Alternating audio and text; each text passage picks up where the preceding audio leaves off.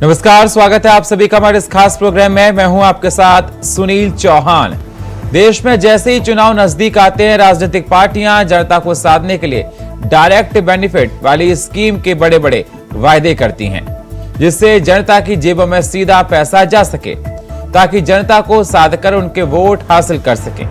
इन दिनों छत्तीसगढ़ में भी विधानसभा चुनाव है और यहाँ लगातार केंद्रीय और क्षेत्रीय राजनीतिक पार्टियों द्वारा सत्ता हासिल करने में बड़े बड़े वायदे किए जा रहे हैं। क्षेत्रीय दल जनता कांग्रेस जोगी द्वारा स्टाम्प पेपर में लिखकर डायरेक्ट बेनिफिट वाली स्कीम देने की गारंटी दी गई, तो दूसरी ओर पहली बार प्रदेश की 90 विधानसभा सीटों में चुनाव लड़ रही आप पार्टी ने भी 10 गारंटी दी है, जो डायरेक्ट बेनिफिट वाली योजना है।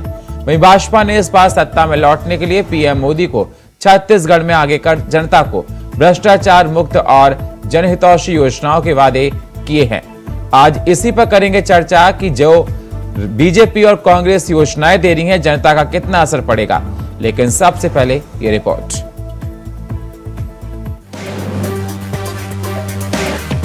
छत्तीसगढ़ में चुनाव दहलीज पर खड़ा हुआ है। विधानसभा जीतने के लिए दोनों पार्टियां बीजेपी और कांग्रेस जनता को खुश करने के लिए झमाझम योजनाओं की बम्पर स्कीम निकाले हुए हैं। ये तुम ले लो और ये तुम ले लो, बस मकसद ये कि कैसे जनता को खुश करके सत्ता पर काबिज हुआ जाए। बीजेपी या कांग्रेस दोनों ही पार्टियां अपनी अपनी सरकारों की खूबियों का बखान जन जन तक पहुंचा रही हैं।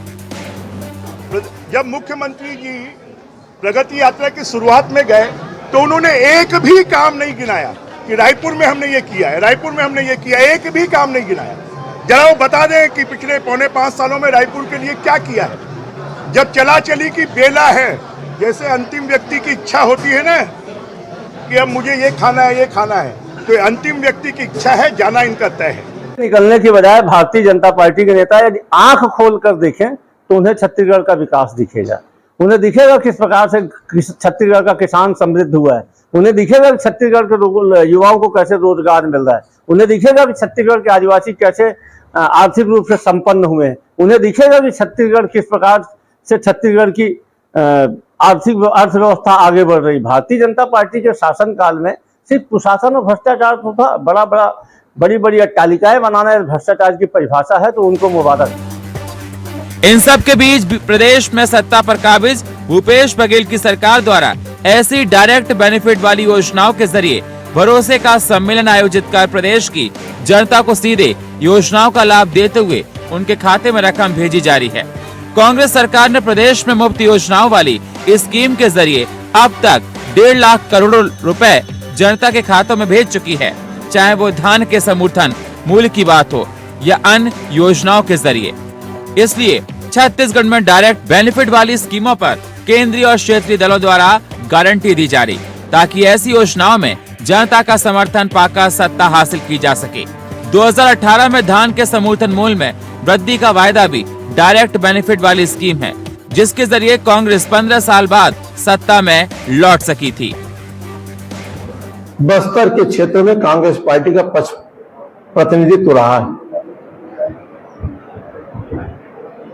वह दूरस्थ वनांचल क्षेत्र वन बंधुओं का एक अपना क्षेत्र है। 55 साल में उनका जीवन स्तर ऊपर उठे, वहां का इंफ्रास्ट्रक्चर ठीक हो, आदिवासियों के मूल हक की लड़ाई को पूर्ण अधिकार के साथ में उनको सब चीजें मिले, इसको लेकर कांग्रेस पार्टी ने कुछ किया हो तो जरा बता दें। देखिए, जिस प्रकार से भारतीय जनता पार्टी की केंद्र सरकार एनएमडीसी के द्वारा नगरनार में स्थापित किए गए इस्पात संयंत्र को निवेशीकरण कर रही है, वह बस्तर की भावनाओं के खिलाफ है। बस्तर की जनता ने वहाँ पे अपनी ज़मीनों को इसलिए दिया था कि वहाँ पे सरकारी संयंत्र लगे। एनएमडीसी का संयंत्र लगेगा, लगभग 13-14 हज़ार से अधिक लोगों को सीधा रोजगार मिलेगा, हजारों लोगों को अप्रत्यक्ष तौर पर रोजगार मिलेगा। बस्तर के लोगों के भावनाओं के साथ खिलवाड़ कर रही मोदी सरकार नगरनाथ संयंत्र को बेचकर, और ये कल का जो बंद है वो बस्तर की जनता की आक्रोश की अभिव्यक्ति है। जनता के बीच हो रही झमाझम बारिश से जनता के ऊपर डोरे डाले जा रहे हैं, जिससे सरकार आगे चलकर बनाई जा सके। राजनीतिक दल द्वारा किए जा रहे वादे और सरकार की डायरेक्ट बेनिफिट स्कीम वाली योजनाएं प्रदेश के विकास के लिए काफी हैं या नहीं, क्योंकि छत्तीसगढ़ में लगातार नई नई योजनाओं की घोषणा हो रही है, पर विकास पर अब भी राजनीतिक पार्टियां सरकार को घेरे हुए हैं। अब देखना होगा इन योजनाओं का चुनाव पर क्या असर पड़ता है। Bureau report, India voice, Raipur. तो छत्तीसगढ़ में चुनाव दहलीज पर खड़ा हुआ है, जिसको देखते हुए बीजेपी कांग्रेस खुश करने के लिए जनता को डोरे डाल रही हैं। नई नई बम्पर स्कीम दी जा रही हैं, ये ले लो वो ले लो। चर्चा करने के लिए हमारे साथ जुड़ चुके हैं वंदना राजपूत, प्रवक्ता कांग्रेस के। हमारे साथ जुड़ चुके हैं मनीष बोरा जी, राजनीतिक विश्लेषक। स्वागत वंदना जी आपका, मनीष जी आपका। सबसे पहले वंदना जी मैं आपके पास ही आना चाहूंगा। वंदना जी, चुनाव दहलीज पर खड़ा है, बीजेपी कह रही है कि आप जनता को गुमराह करने के लिए बम्पर स्कीम निकाल रही हैं। जनता कैसे विश्वास करेगी आपके ऊपर? देखिए, भारतीय जनता पार्टी जुमलों की सरदार है और वो खुद स्कीम निकाल रही है। और भारतीय जनता पार्टी के जो प्रधानमंत्री जी है नरेंद्र मोदी जी, छत्तीसगढ़ में आकर के गारंटी देते हैं। मतलब आप समझ सकते हैं सुनील जी कि 9 साल की सरकार में, केंद्र में बैठी भाजपा की सरकार, 15 साल छत्तीसगढ़ राज्य में नरेंद्र मोदी जी के जो भाजपा की सरकार यहाँ पर रही, उन लोगों को गारंटी देने की आवश्यकता क्यों पड़ी भाई? मतलब आप यहाँ पर साफ इससे आप स्पष्ट आंसर ये निकाल सकते हैं कि अब जनता को नरेंद्र मोदी जी के ऊपर विश्वास नहीं रहा और न ही यहाँ के राज्य जो स्थानीय नेता है भाजपा के, उनके ऊपर विश्वास नहीं रहा। वही नरेंद्र मोदी जी है जो 2014 में गारंटी देते हैं कि 100 दिन में महंगाई कम करूंगा। ये वही नरेंद्र मोदी जी है जो गारंटी देते हैं कि सबके खाते में 15-15 लाख आएंगे। ये वही मोदी जी है जो गारंटी देते हैं कि प्रति वर्ष 2 करोड़ युवाओं को मैं रोजगार दूंगा। ये वही मोदी जी है जो गारंटी देते हैं कि जो 400 रुपए गैस सिलेंडर है, आपकी सरकार ने सारे घोषणा पत्र के वादे पूरे कर दिए। मैं आ रही सुनील जी, वही बताने की कोशिश कर रही हूँ मैं। हमारी सरकार की बात करेंगे तो हमने 36 वादा किया था। 36 वादा में हमने अधिकांश वादा पूरा कर लिया है। 2-4 वादा जो अधूरे रह गए हैं उनको अगर अभी इस समय नहीं कर पाएंगे तो आने वाले समय में निश्चित तौर पर हम इस पर अमल कर सकते हैं। और रही बात, आप तो देखेंगे कि जो अपना छत्तीसगढ़ की जो सरकार है 5 सालों में ऐतिहासिक काम किए हैं, सभी वर्ग को लेकर के, साथ में लेकर के काम किए। इसीलिए नरेंद्र मोदी जी को छत्तीसगढ़ में आकर के जो चुनाव का कमाल है वो संभालना पड़ रहा है। लेकिन मैडम लगातार ये बम्पर स्कीम निकाली जा रही है, चुनाव दहलीज पर है, बम्पर स्कीम निकाली जा रही है दोनों पार्टियां, चाहे बीजेपी हो चाहे कांग्रेस। देखिए, बम्पर स्कीम अगर आप बोलेंगे तो इस बात पर मैं आपकी सहमत नहीं हूँ, क्योंकि हमने जो वादा किया था हमने उस वादा को पूरा किए हैं। उस वादा को हम जनता को बता रहे हैं कि भाई हमने इस वादा में हमने इतना काम किया। आपके माध्यम से बताना चाहती हूँ मैं, अगर किसानों की बात करते हैं तो किसानों के खाते में जो हमने धान खरीदी किया डायरेक्ट भुगतान हुआ है 93,724, मतलब लगभग 2500 करोड़ रुपया किसानों के धान का जो समर्थन मूल्य खरीदे उनका भुगतान किए। 23,893 करोड़ रुपया 25 लाख किसानों के इनपुट सब्सिडी में हमारे कांग्रेस सरकार ने दिए हैं। 9,270 करोड़ रुपया कम से कम 18 लाख किसानों को कृषि ऋण माफ किया गया है। और 344 करोड़ रुपया 17 लाख किसानों के जो वर्षों से लंबित सिंचाई जो कर था उनको माफ करने का काम किए। 12,000 करोड़ रुपए सिंचाई पंपों पर जो बिजली की खपत होती है उस पर हमने सहायता दिए है। अगर मैडम इतने सारे काम आपने किए थे, एक सेकंड, अगर आपने इतने सारे काम किए हैं तो चुनाव बिल्कुल दहलीज पर है, बस कुछ दिन का इंतजार है। एंड वक्त पर आकर आप दनादन स्कीमें निकाली जा रही हैं, ऑफर निकाले जा रहे हैं। अगर आप इतनी आश्वस्त होते तो आपको स्कीम निकालने की क्या जरूरत थी? देखिए, हमने जो काम किया हम उस काम को लेकर के जनता के बीच जाते हैं सुनील जी, और हम साथ में ये भी बता रहे हैं कि आने वाले समय में अगर हमारी सरकार आती है तो हमने तो ये भी वादा किया है कि अभी जो इस सत्र में जो धान की खरीदी है प्रति एकड़ 20 क्विंटल धान खरीदी करेंगे, है ना। और हो सकता है आने वाले समय में समर्थन मूल्य ठीक है जो किसान को 3600 रुपए। ठीक है वंदना जी, मैं आपके पास आता हूँ, आपके पास आता हूँ मैडम, आपके पास आता हूँ। मनीष जी, मेरी आवाज मिल रही है सर आपको? मनीष जी, मेरी आवाज मिल रही है सर? संपर्क नहीं हो पा रहा है मनीष जी से, संपर्क साधने की कोशिश करेंगे। मनीष जी, आवाज मिल रही है? जी हाँ, आपकी भी आवाज आ गई सर। सवाल मेरा आपसे यह है कि वंदना जी का कहना है कि सरकार ने बहुत अच्छा काम किया। वंदना जी की बात नहीं, मैं बीजेपी की बात कर रहा हूं। बीजेपी लगातार बम्पर स्कीम निकाल रही है क्योंकि विधानसभा चुनाव है, इस स्कीम में जनता ऑफर में आ जाएगी। कांग्रेस भी बम्पर स्कीम निकाल रही है कि जनता को अपने पाले में लाया जा सके। दोनों पार्टियां अपनी अपनी बात कर रही। मैं आपसे जानना चाहता हूं, क्या जनता प्रदेश की, झारखंड, छत्तीसगढ़ की सरकार से खुश है? क्या किसानों का उद्धार हुआ? महिलाएं सुरक्षित हैं? गरीबी ठीक हुई? सड़कें बनी? बच्चों को बेहतर स्कूल मिले? देखिए, मैं आपकी बात कर रहा हूँ, निश्चित रूप से कुछ चीजें ऐसी हैं जो छत्तीसगढ़ में कांग्रेस की सरकार आने के बाद तुरंत हुई है। उसमें एक बात हम कह सकते हैं कि किसानों का कर्ज माफ करने की भी बात कांग्रेस ने की थी। निश्चित रूप से किसानों के कर्ज माफ हुए, लेकिन किसानों के लिए कहते हुए इस पर मैं नहीं जाना चाहूंगा। किसानों का कर्ज नहीं माफ हुआ, बिजली बिल जमीन माफ हुआ है। इसके साथ साथ छत्तीसगढ़ के अंदर में कांग्रेस की सरकार आने के बाद लगातार बहुत सारी न्याय योजना उन्होंने चलाई, जैसे किसान न्याय योजना, गोधन न्याय योजना और भी तमाम तरीके की योजनाएं उन्होंने चलाई है और उसके साथ इसका फायदा जनता को दिया है। लेकिन अभी हम बात करने के बाद जब कांग्रेस ने जो वादे किए थे, जो बम्पर स्कीम की हम बात कर रहे हैं, निश्चित रूप से कुछ ऐसे वादे थे जिसको कांग्रेस पूरा नहीं कर पाया। उसको लेकर लगातार वो कमिटी बनाने की और अगर बातें करती थी, जैसे हम बात करें शराबबंदी की बात कांग्रेस की करी थी, वो नहीं हो पाया। उसके बाद फिर संपत्ति कर आप करेंगे, वो नहीं हो पाया। इसके अलावा और भी तमाम विकास की घोषणाएं थी, ठीक है, ठीक है, मैं आपके पास आता हूं। मनीष जी, मैं आपके पास आता हूं। जी वंदना जी, वंदना जी, मेरी आवाज मिल रही है? जी जी, हाँ, आ रही है आपकी आवाज। जी, प्रश्न क्या किया आपने? मैं आपसे ये जानना चाहता हूं, जिस प्रकार से मनीष जी का ये साफ तौर पर कहना था कि आधे अधूरे वादे पूरे हुए, और मैं आपको जरा याद दिला दूं, बीजेपी लगातार जो बाबूलाल मरांडी हैं लगातार आपकी सरकार को घेर रहे हैं।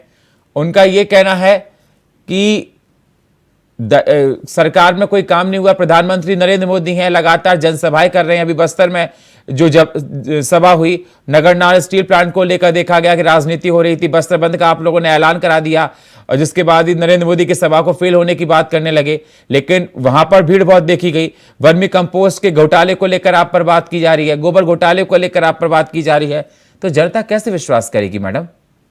देखिए सुनील जी, हमको भारतीय जनता पार्टी के नेताओं से सर्टिफिकेट लेने की जरूरत नहीं है।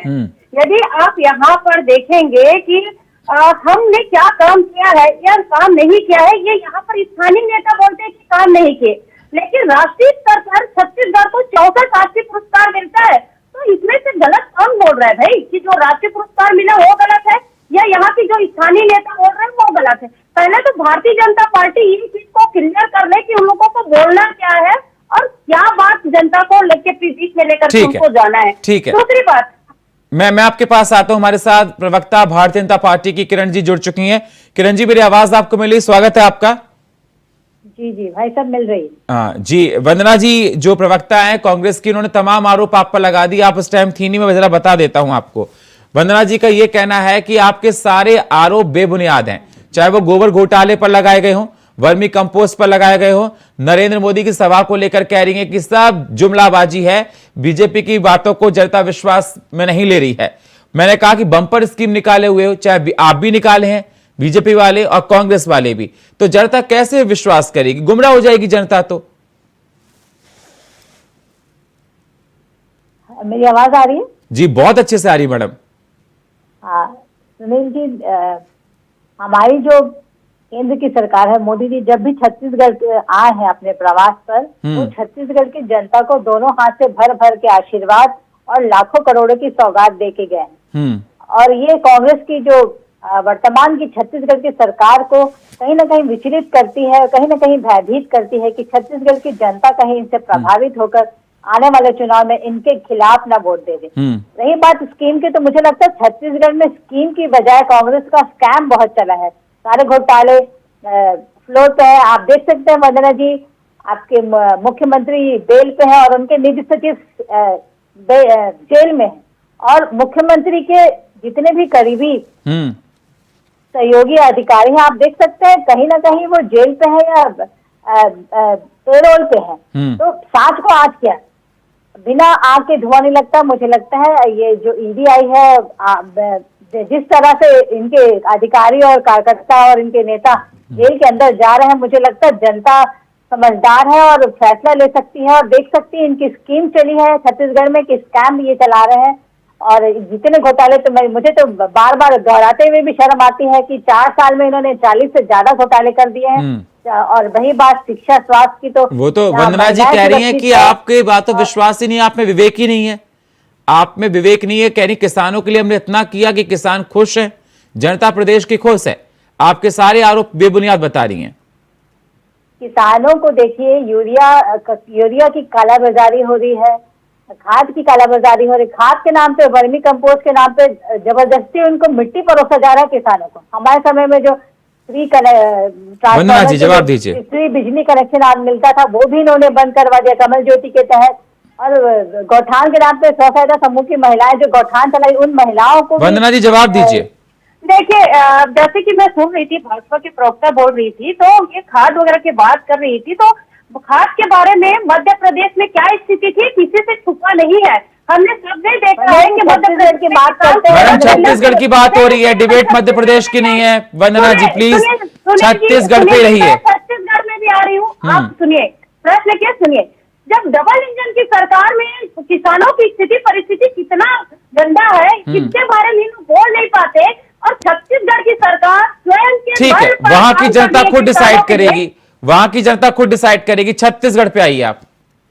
मैं छत्तीसगढ़ की बात कर रही हूँ। मैं यहाँ पर कोई किसानों को कभी यहाँ पर दिक्कत नहीं हुई है, बल्कि पूर्वोत्तर भाजपा सरकार के राज में आप देखते थे कि किसानों को किस स्थिति से गुजरना पड़ता था। 15 साल में कितने किसान ने आत्महत्या की? किरण जी जवाब दीजिए। कितने किसान?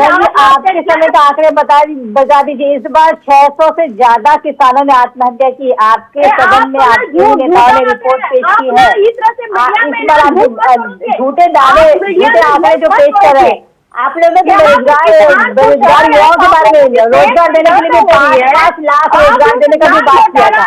कुल मिला के आपकी सरकार प्रचार प्रसार वाली सरकार है। आपकी योजनाएं मात्र होर्डिंग और प्रचार तक ही सीमित है। धरातल पे आपकी कोई स्कीम नहीं चल रही है वंदना जी। धरातल पर आपकी सारी स्कीम जीरो है।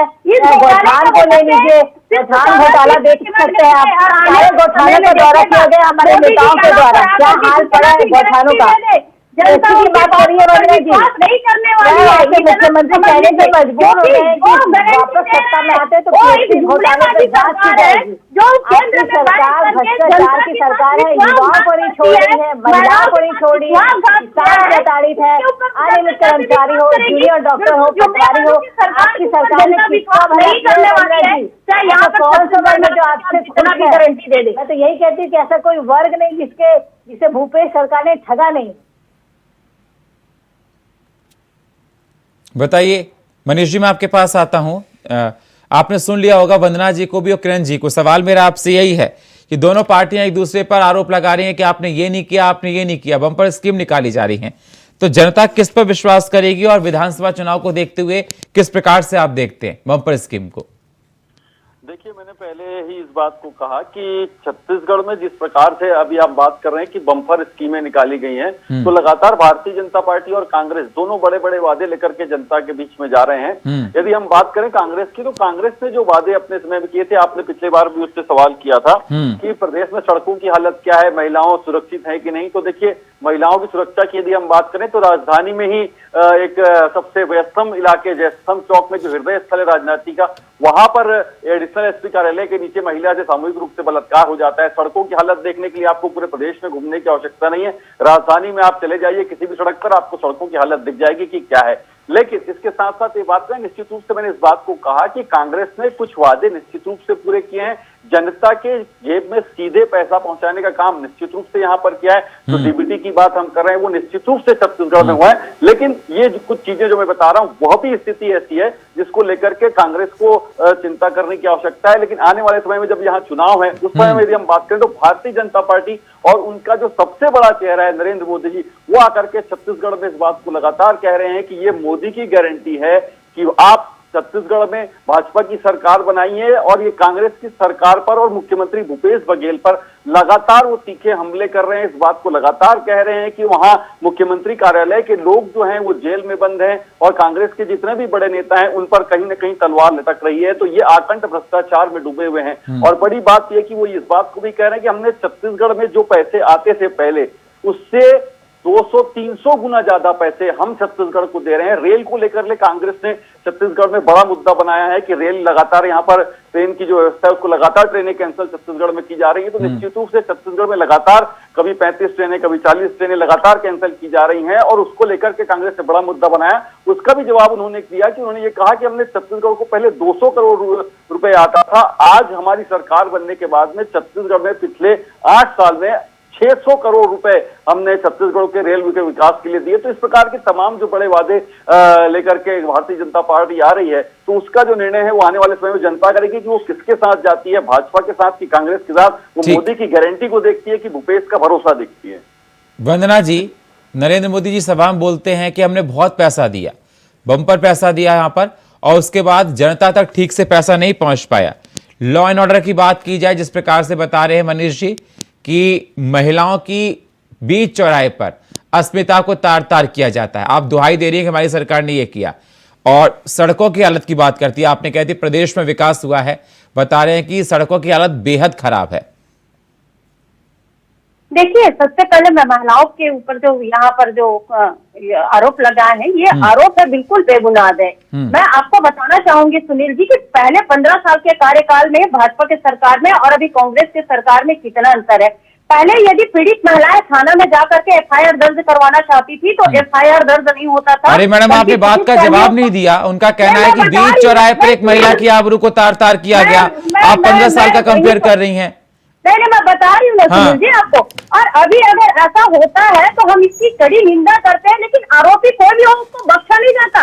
हम भारतीय जनता पार्टी की तरह आरोपी को बचाने के लिए झंडा लेकर के नहीं निकलते सुनील जी। यहाँ आरोपी कोई भी हो उसे बख्शा नहीं जाता। हम महिलाओं की जो यहाँ पर इज्जत की जो है सबसे पहले प्राथमिकता देते हैं और महिलाओं के लिए काम किए। और रही बात यहाँ पर मैं आपके माध्यम से पूछना चाहती हूँ मैं कि ऐसे एक भी आरोपी अगर कोई खुला छोड़ रहा है जो महिलाओं के साथ छेड़छाड़ किए या कुछ अन्य घटनाओं पर शामिल है, तो आप देखेंगे कि उनको हम सजा दिए हैं। और अभी तो हमारी कांग्रेस सरकार ने बहुत अच्छा स्कीम लाया है कि अगर कोई भी छेड़छाड़ किरण जी जवाब दीजिए, किरण जी जवाब दीजिए। वंदना जी का कहना है कि हमारी सरकार अच्छे से काम कर रही है। बता रहे थे हाल ही में ही अभी जो वेस्टर्न सड़क में जो एक बच्ची के साथ सामूहिक बलात्कार हुआ, ठीक कुछ दिन पहले इनके ही मंत्री काफी लखनऊ के ही विधानसभा क्षेत्र में 6 वर्षीय बच्ची के साथ कोटा का में फिर एक सामूहिक बलात्कार हो रहा है।